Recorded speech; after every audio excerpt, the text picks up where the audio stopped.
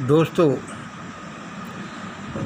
श्री विद्या के सिद्धांत के अनुसार यह निकलता है कि अब भारत में महाभारत जरूर होगा। यानी कि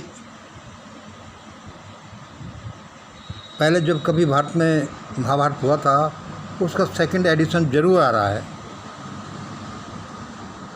आप कहोगे भाई ये आपको कैसे पता चलता है? भाई मैं इस बारे में अभी प्रयोग कर ही रहा हूँ और ये श्रीयंत्र का सिद्धांत डिटेल में यह बताता है कि कुछ भी क्यों घटित होता है, कुछ भी क्यों घटित होता है। मतलब जैसे न्यूटन 3 लॉ ऑफ मोशन होते हैं। न्यूटन 3 लॉ ऑफ मोशन क्या है? ये कर्मफल के सिद्धांत हैं जो मोशन के अनुसार बताए जाते हैं।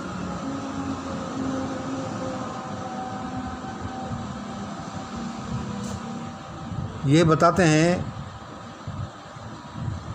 कि कोई रिजल्ट कैसे निकलेगा और फिर इसको फिलोसफिकल वे में करते हैं कर्मफल का सिद्धांत। भाई इसने ऐसा किया था तो ऐसा फल हुआ। भाई श्रीयंत्र का सिद्धांत से ये कैसे निकलता है कि अब भारत में दूसरा महाभारत जरूर होगा। दोस्तों, अभी वैसे तो ये श्री विद्या एक बड़ा एक रहस्यमय सा विज्ञान है, बहुत ज़्यादा क्लियर मुझे भी नहीं है। मुझे तो भगवान शिव ने यह करोल बाग के एक शिव मंदिर में दिया था।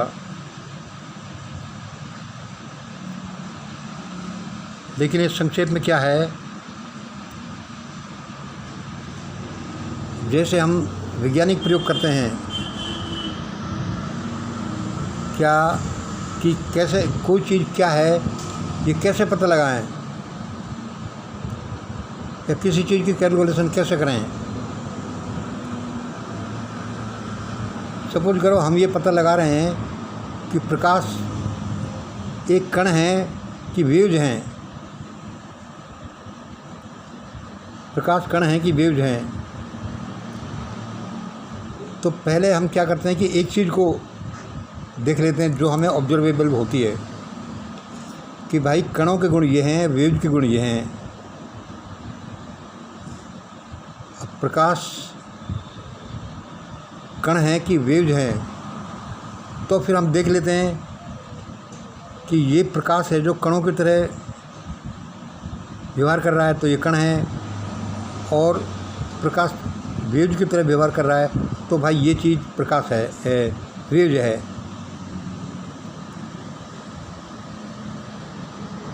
ऐसे ये एक इनडायरेक्ट ऑब्जर्वेशंस हैं। एक दूसरे उदाहरण के अनुसार मैं आपको बताऊं कि भाई हमारी ध्वनि है जो वातावरण में गति करती है। अब इसमें वैज्ञानिक लोग देखते हैं कि भाई इसकी गति किस तरह से करती है और इसका सूत्र क्या है कि मतलब यहाँ ध्वनि पैदा हुई तो कितनी दूरी पर कितनी ध्वनि होगी। इसकी ध्वनि का यूनिट मान लो डेसिबल हमने रख लिया, तो हम पहले ये प्रयोग करते हैं कि यहाँ पर ध्वनि पैदा की जा रही है तो फिर यह 10 मीटर दूर कितनी है, कितना डेसिबल रही, 20 मीटर दूर कितना डेसिबल रही, 30 मीटर दूर कितना डेसिबल रही, 40 मीटर दूर कितना डेसिबल रही। तो इससे हम एक सिद्धांत प्रतिपादित करते हैं, या ये समझ लीजिए कि इससे हम एक इक्वेशन सेटअप करते हैं कि भाई ध्वनि की तीव्रता में ध्वनि के पैदा होने के शोर से दूर तक जाने में उसकी तीव्रता जो होती है उसमें और उसकी दूरी में क्या संबंध है। तो हम इसमें एक इक्वेशन सेटअप कर लेते हैं, जो भी निकलता है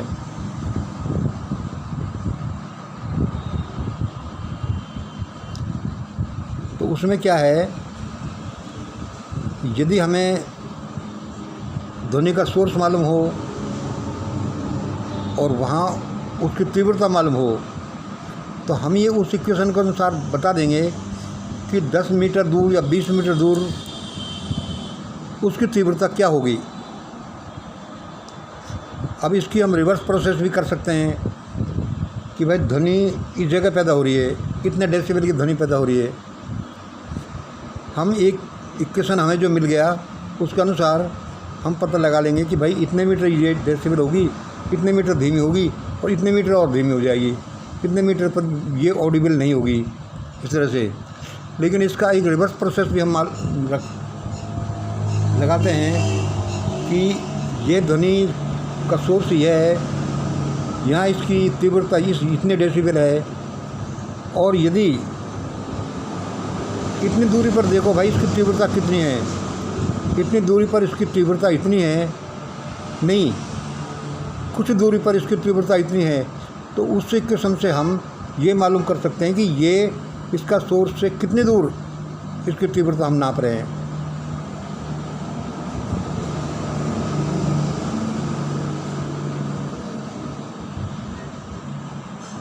ठीक है जी, इसी तरह की प्रोसेस इसमें काम आती है। इसमें क्या हुआ है कि एक तो दूसरे सिद्धांतों से, जैसे कि हिस्ट्री रिपीट्स हिमसेल्फ,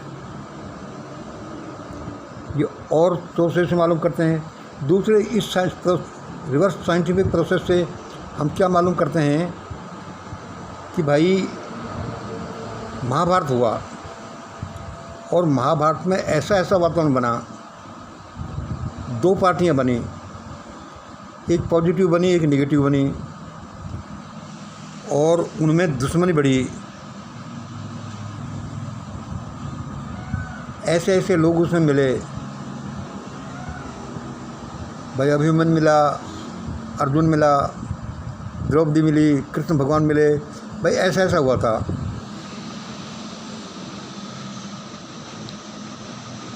तो आज हम ये जो क्या देखते हैं यहाँ पर, भाई यहाँ पर भी महाभारत जैसे ही हो रहा है। अच्छा, महाभारत जैसे हो रहा है, दो पक्ष बन रहे हैं, एक पॉजिटिव एक नेगेटिव, एक लूटने वाला एक लूटने वाला, एक कमज़ोर एक ताकतवर, एक राजा एक प्रजा। कमज़ोर है, कुछ मांग रहा है, लेकिन ताकतवर नहीं दे रहा, नहीं हम तो ऐसा ही करेंगे। भाई ये तो महाभारत जैसे ही वातावरण बन रहा है। हाँ भाई, बन तो रहा है। यदि हम इन दोनों का कंपेयर करें कि ऐसा ऐसा हो रहा है, और यदि ये उसी का प्रोजेक्शन है, हिस्ट्री रिपीट्स इटसेल्फ, चीज़ें अपने पूर्ववर्ती ऑर्डर में घटित होती हैं, या इसको ऐसा कह सकते हैं कि घटनाओं के भी घोस्ट होते हैं।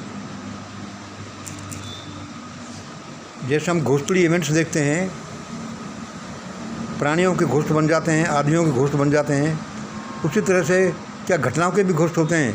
हम कई कई जगह पढ़ते हैं, भाई फलां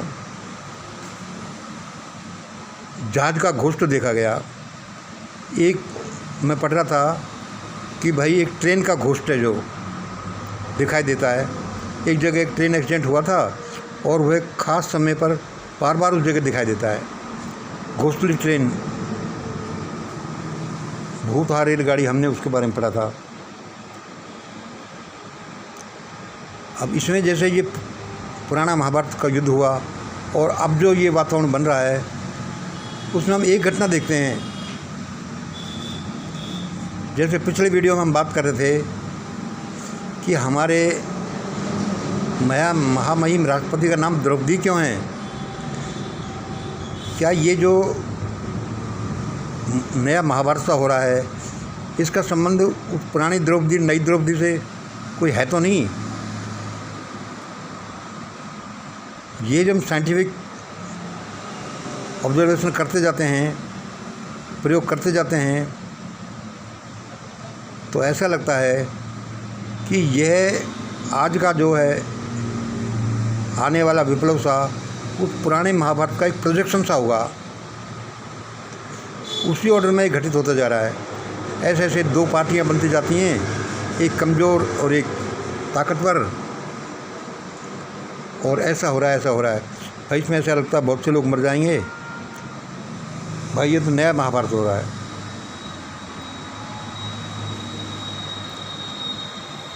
अच्छा, अब इस महाभारत में एक अद्भुत घटना घटी क्या कि हमारे भारत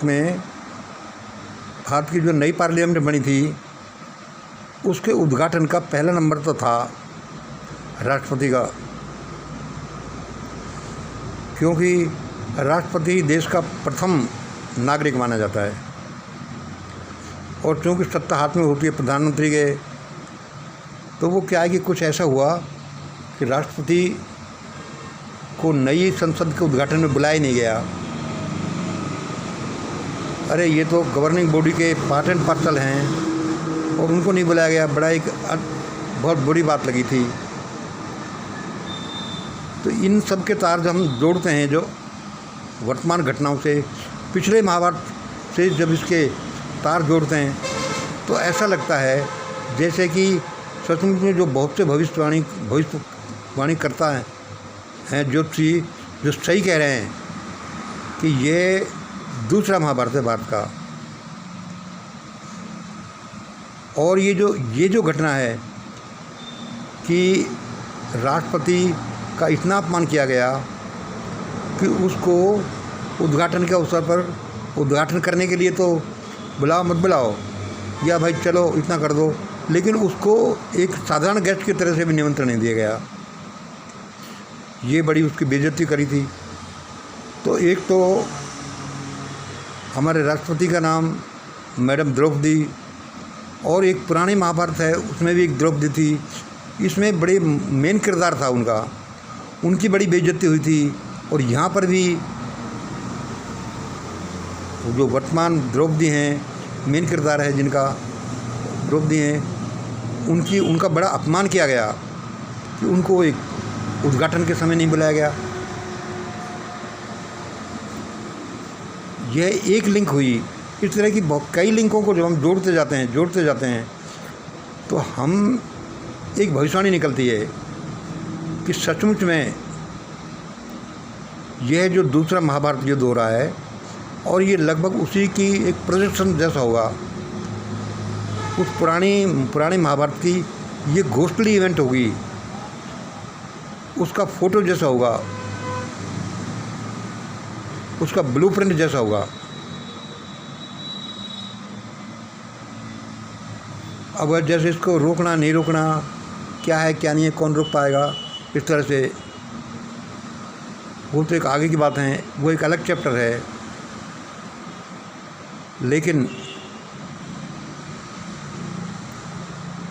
इससे ये सिद्ध होता है कि यह उस पुराने महाभारत युद्ध का दूसरा एडिशन है, इसमें कोई दो राय नहीं। और चूँकि ऐसी ऐसी घटनाएं घट रही हैं कि एक द्रौपदी वहाँ पर भी, एक द्रौपदी यहाँ पर भी, उसका वहाँ अपमान हुआ, इसका यहाँ अपमान हुआ, बहुत अपमान हुआ। एक दुर्योधन जैसा एक दुर्योधन वहाँ था, यहाँ पर भी एक दुर्योधन दिखाई दे रहा है। और बहुत से घटनाओं की वजह से ये तारतम्य में बैठता है कि अब भारत में महाभारत होगा, और ये घटना इसको बताती है कि वह महाभारत अवश्य होगा। भाई सबको भगवान बचाए, किसी का भी जीवन उसके लिए बड़ा अमूल्य है। किसी को जीवन मिलना एक अद्भुत घटना है। किसी के साथ कोई जाति नहीं हो, घटना नहीं हो, इस समय पर इस दुनिया से जाए, पूरा शांति के साथ जाए, हम यही भगवान से प्रार्थना करते हैं। लेकिन हम तो एक वैज्ञानिक विवेचना कर रहे हैं, जो हमें लगता है कि भारत में एक पक्ष कौरव जैसा पैदा हो गया है और वह कौरवों की तरफ से पागल हो गया है। और इसमें कई समरूपताओं के साथ साथ द्रौपदी जैसी घटना भी है। तो अब ये अवश्य घटित होगा और हमारे राष्ट्रपति, वर्तमान राष्ट्रपति द्रौपदी की वर्तमान में होने वाले तथाकथित संभावित जो महाभारत है उसकी द्रौपदी सिद्ध होंगी। कैसे, ये हम आगे कभी बात करेंगे। वह सिद्ध कैसे होंगी, कैसे वो धीरे धीरे उस रूप लेती जाएंगी और कैसे कैसे इसमें घटनाएं उसी क्रम में घटेंगी।